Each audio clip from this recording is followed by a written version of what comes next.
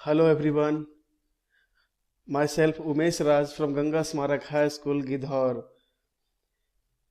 आज हम लोग इस लेसन में सेल्फ मैनेजमेंट स्किल के बारे में अध्ययन करेंगे कि सेल्फ मैनेजमेंट स्किल होता क्या है। सेल्फ मैनेजमेंट स्किल को जानने से पहले हम लोग को स्किल क्या होता है ये जानना बहुत ज़रूरी है। स्किल क्या है? स्किल कौशल। कौशल मतलब कि हम किस तरह से किस काम को कर सकते हैं, कितना अच्छे तरीका से कर सकते हैं, हम किस काम में कितना निपुण है, यही हमारा कौशल बताता है। तो यहाँ पे self management skill, self management, self means खुद अपने आप, मैनेजमेंट उसको किस तरह से प्रबंधन किया जाए, किस तरह से उसका उपयोग किया जाए। जैसे सेल्फ मैनेजमेंट स्किल बोला जाता है इसी को, जिस तरह हम अपने आप को किस तरह से सुसज्जित संगठित करके चले, किस तरह का कौशल का उपयोग करें कि हम अपने जीवन में अच्छा से अच्छा आदमी बन सके। तो यहाँ देख रहे हैं हम लोग सेल्फ मैनेजमेंट स्किल क्या है। तो self management skill are those characteristics that help an employ to feel and more productivity in work place. ये है कि जहाँ पे हम लोग काम करते हैं वहाँ पे हम लोग ज़्यादा से ज़्यादा प्रोडक्टिविटी दे सकें, हम वहाँ पे एक एम्प्लॉय का पूरा रोल अदा ठीक से कर सकें। ये सब कब होगा? जब हमारे अंदर सेल्फ मैनेजमेंट स्किल होगा। सेल्फ मैनेजमेंट स्किल के अंतर्गत problem solving, resisting stress, communicating clearly, managing time, ये सब चीज़ें आती है जहाँ पे किसी भी समस्याओं का समाधान कर सकते हैं हम लोग, सही तरीके से बातचीत कर सकते हैं, समय का सदुपयोग कर सकते हैं। ये सब सारी चीज़ें सेल्फ मैनेजमेंट में आती हैं। हम लोग अब देखेंगे कुछ टॉपिक्स हैं इनमें जो इम्पोर्टेंट है। कैरियर प्लानिंग, हम लोग सेल्फ मैनेजमेंट स्किल जब जानेंगे तभी हम लोग अपना कैरियर प्लानिंग कर सकते हैं कि किस तरह का जीवन में हमको अपना कैरियर बनाना है, क्या करना है। सेल्फ एस्टीम, पॉजिटिव थिंकिंग, सकारात्मक सोच जिसको बोलते हैं। स्ट्रेस मैनेजमेंट, किस तरह से अपनी तनाव को दूर कर सकते हैं हम लोग। टाइम मैनेजमेंट, जब तक हम अपना skill management, self management skill जब तक नहीं सीखेंगे तब तक हम लोग अपना टाइम मैनेज करना नहीं सीख पाएंगे। कम्युनिकेशन स्किल, किस तरह से बातचीत करना चाहिए हम लोग को दूसरे लोगों के साथ, ये सब सारे चीज़ें हम इसमें देखेंगे। अब आता है कि हम लोग क्या अचीव करेंगे। व्हाट डिड आई अचीव, क्या हम लोग अचीव कर सकते हैं इसमें, क्या करे किए हैं सेल्फ मैनेजमेंट स्किल के अंतर्गत में। देख रहे हैं, every chapter has given me different scope of the thought to put ये thing I got from the subject. यानी कि यहाँ पे है कि हम लोग इस सब्जेक्ट में अगर ये जब हम लोग जानते हैं सेल्फ मैनेजमेंट स्किल, तो उसके अंतर्गत हम लोग अलग अलग क्षेत्रों में, अलग अलग तरह के विषयों में हम लोग अलग अलग जानकारी प्राप्त कर सकते हैं सुसज्जित ढंगों से। सेल्फ मैनेजमेंट स्किल के फ्यूचर में हम लोग क्या कर सकते हैं, what is the things for the future. Team building and management, हम लोग इसके ज़रिए एक अच्छा सा टीम बना सकते हैं, एक टीम का निर्माण कर सकते हैं और उसका मैनेज कर सकते हैं। कॉन्फ्लिक्ट मैनेजमेंट, जो उतार चढ़ाव होता है उसको मैनेज कर सकते हैं। नेगोशिएशन करने में ये हमारी सहायता करता है। उसका था कैरियर प्लानिंग, एक सेल्फ मैनेजमेंट स्किल। तो कैरियर प्लानिंग में सेल्फ मैनेजमेंट स्किल क्या क्या कर सकता है। लिमिटेशंस, हम क्या सोचते हैं, हमारी सोच कहाँ तक जाती है, उस चीज़ को तय कर सकते हैं इसके ज़रिए।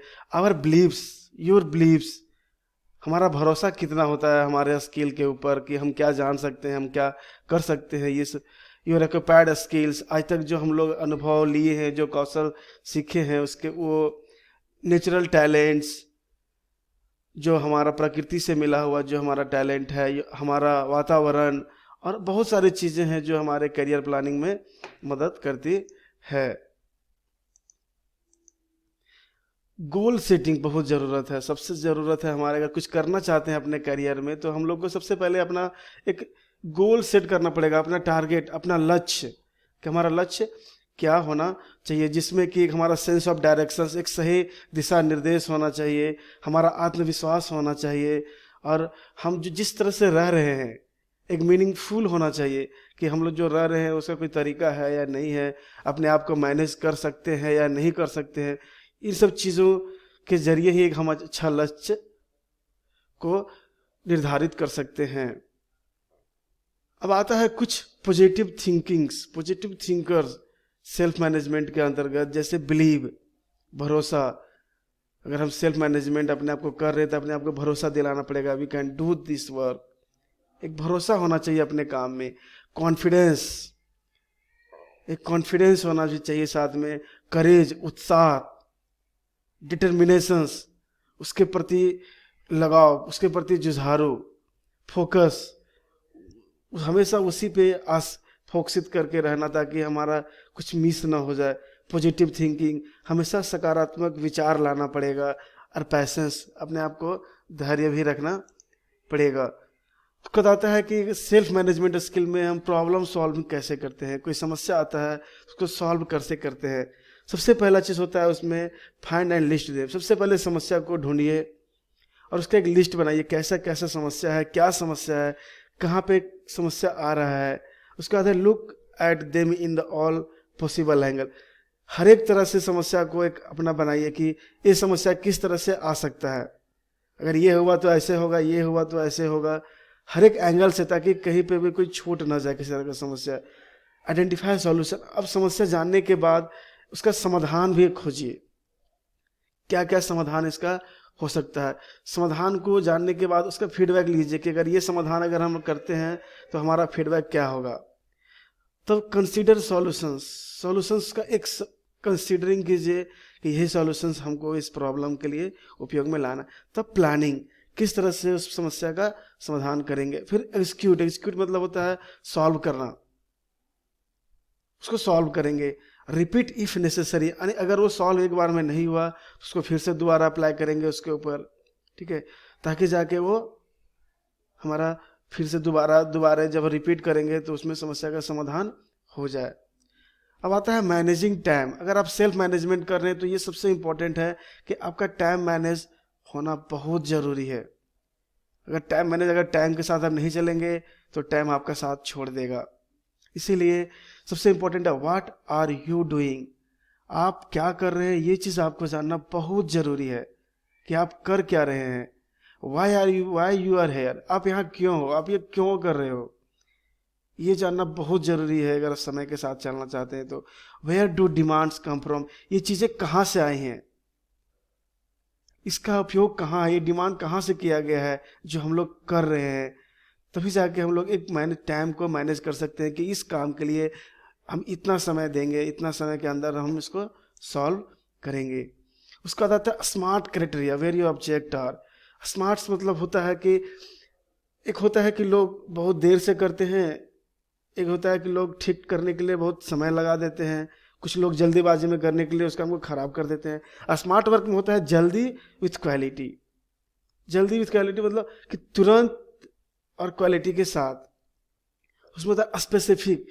सबसे इंपॉर्टेंट है कि जो काम है उसको स्पेसिफाई करना पड़ेगा आपको कि यही काम मुझे करना है। मेजरेबल, उसका माप होना, मापदंड होना चाहिए उसका। अटेंडेबल, रियलिस्टिक, वो एक वास्तविकता में होना चाहिए। टाइम बाउंड, उसके ऊपर कितना समय दे सकते हैं वो होना चाहिए। सपोर्टेड बाय द ऑर्गेनाइजेशन, आप जिसके लिए कर रहे हैं उसका सपोर्ट होना आपके ऊपर बहुत ज़रूरी है, तब आप स्मार्ट वर्क कर सकते हैं। उसके बाद आता है कि सेल्फ मैनेजमेंट डेली प्लानिंग में इंपॉर्टेंट है कि आप रोज़ क्या करते हो, आपका क्या शेड्यूल होता है रोज़ का, तभी अपने आप को मैनेज कर सकते हैं। Schedule activity for the day, आप दिन भर में जितना एक्टिविटी है सबको शेड्यूल करना पड़ेगा। सुबह 15 मिनट नहाने में, ब्रश करने में, फिर ऑफिस जाना है, कुछ काम ऑफिस का काम करना है, लंच करना है, फिर ऑफिस का वर्क करना है, फिर होम आना। तो शेड्यूल पूरा डे का बनाना पड़ेगा, आप क्या क्या करना है आपको पूरा दिन में। Identify of the key task for the day. की टास्क मतलब होता है इंपॉर्टेंट वर्क। आपको आइडेंटिफाई करना पड़ेगा क्या क्या हमारा सबसे इंपॉर्टेंट टास्क है उस दिन के लिए। लास्ट होता है indication of who you need to contact, और आपको एक उसका भी इंडिकेशन बनाना पड़ेगा, उसका भी एक लिस्ट बनाना पड़ेगा जिसको आपको दिन में कॉन्टैक्ट करना है। आज इससे बात करना है, आज उससे बात करना है, ताकि किसी तरह का मिस ना हो जाए। इसलिए प्लानिंग करना बहुत जरूरी है। प्लानिंग के हिसाब से अगर आप चलेंगे तो आपका कोई भी काम छूटेगा नहीं। ये सेल्फ मैनेजमेंट स्किल का एक बहुत महत्वपूर्ण पार्ट भी है। जब तक अपने आप का प्लान करना नहीं सिखाएंगे तब तक आपके अंदर सेल्फ मैनेजमेंट स्किल भी डेवलप नहीं हो पाएगा। उसके बाद आता है communication skill. Self management skill आने से कुछ नहीं होगा जब तक आपके पास बात करने का तरीका या सुनने का तरीका ना हो। कम्युनिकेशन में दो ही चीज होते हैं, सेंडर या रिसीवर, बोलने वाला या सुनने वाला। तो जो सेंडर होता है वो बोलता है किसी भी चीज को, जब हम कम्युनिकेशन क्या होता है, सबसे इंपॉर्टेंट ये है कम्युनिकेशन क्या है, जब किसी इंफॉर्मेशन को एक जगह से दूसरे जगह तक पहुंचाते हैं, दैट इज द कम्युनिकेशन। भले ही तरीका अलग अलग हो, कोई बोल के पहुंचाता सकता है, कोई लिख के, कोई इशारों में जिसको नॉन वर्बल बोलते हैं, तो अलग अलग तरीका है। तो सेंडर का क्या क्या मेन चीज होना चाहिए, सबसे पहले चाहिए जो चीज वो बोलना चाहता है वो क्लियर होना चाहिए। जो चीज बोलना है वो मेन टॉपिक ही बोलना चाहिए, ज्यादा आगे पीछे नहीं बात करना चाहिए। हम लोग को बात करने के समय थोड़ा थोड़ा रुकना चाहिए और लोगों से पहले से आपको समझ में आ रही है कि नहीं समझ में आ रही है, तब जाके आपका जो कम्युनिकेशन है सामने वाले तक पहुंच पाएगा। और रिसीवर क्या करता है, रिसीवर के लिए क्या इंपॉर्टेंट है, वो सामने वाला जो सेंडर है या जो वक्ता है उसकी बातों को ध्यान से सुने, बीच बीच में उसको इनकरेज करता रहे, yes yes no yes no कर करके, ताकि उसको लगे कि जो बोलने वाला को लगे कि सामने वाला सुन रहा है। उसके हर एक बातें को ध्यान से सुनना चाहिए। जब तक आप सुनोगे नहीं तब तक आप उसकी बातों को समझोगे नहीं। ये कम्युनिकेशन स्किल में बहुत मायने रखता है सेंडर के लिए और रिसीवर के लिए। जो चीज़ें को बोलना है, जिस जो हमारा मेन टॉपिक है उसी पे फोकस करें तो काफ़ी अच्छा रहेगा। Thank you gas.